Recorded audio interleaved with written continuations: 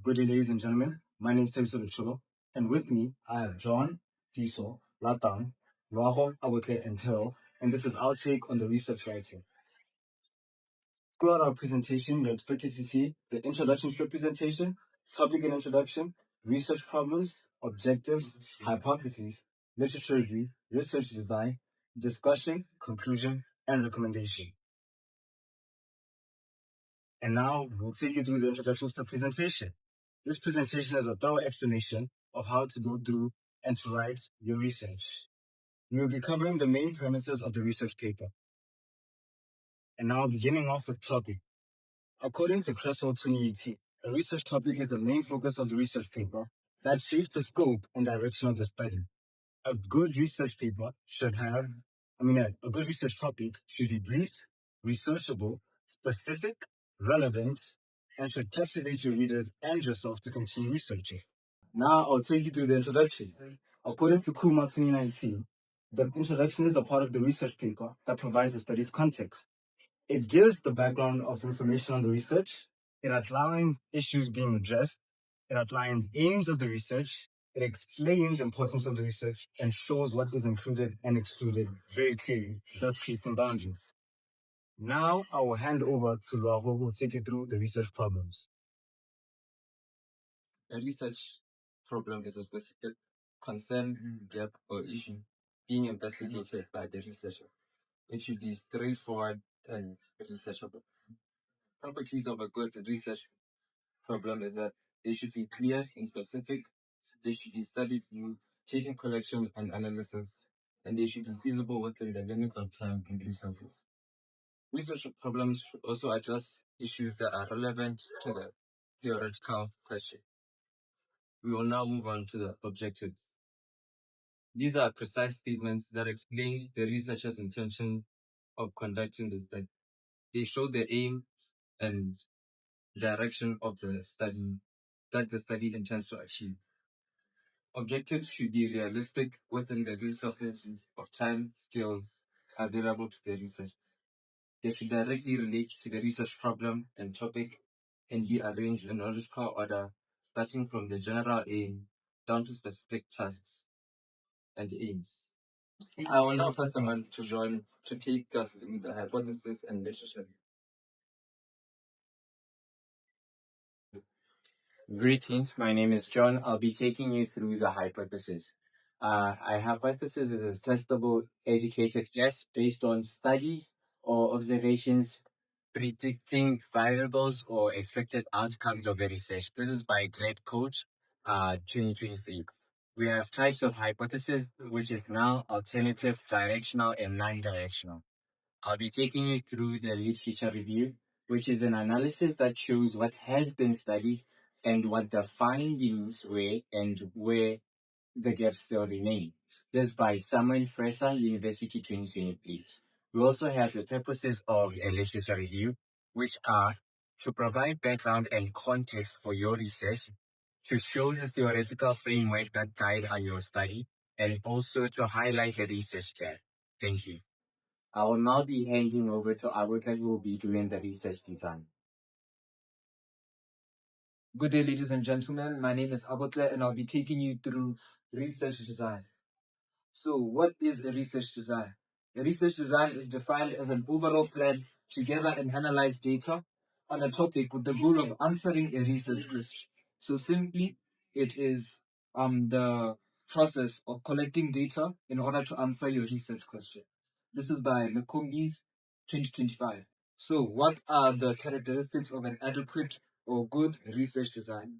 We have one, which is reliability and generalization. We also have validity, which means our research design should be valid at all stages and should also have the ability to be tweaked or changed in a way for other researchers to further their own work. Now, the importance of a research design. In short, a research design increases the understanding of a research topic or a research question in the way that you get to learn more as you are designing the way you're going to research the question. Furthermore, it encourages the researcher to be neutral in all stages of that research design, as per SIN 2024. Now, lastly, what are the types of research design? We have descriptive, experimental, correlational, diagnostic, and explanatory. Thank you, and I will now be passing on to Diso. My name is Kisole Alife, and I'll be taking you through the discussion section. Now, this is one of the most important sections in a research paper because this is where you explain what your results actually mean. The discussion section is not just a repeat of the results, but instead, according to the St. Jose State University Writing Center, published in 2019, the discussion section is where the researcher describes, analyzes, and interprets the findings and connects them back to the research questions. In other words, the results section is where you tell us what was found. Then the discussion section is where you tell us why it all matters. Now, moving on to the contents of the discussion section. First, we have the research summary.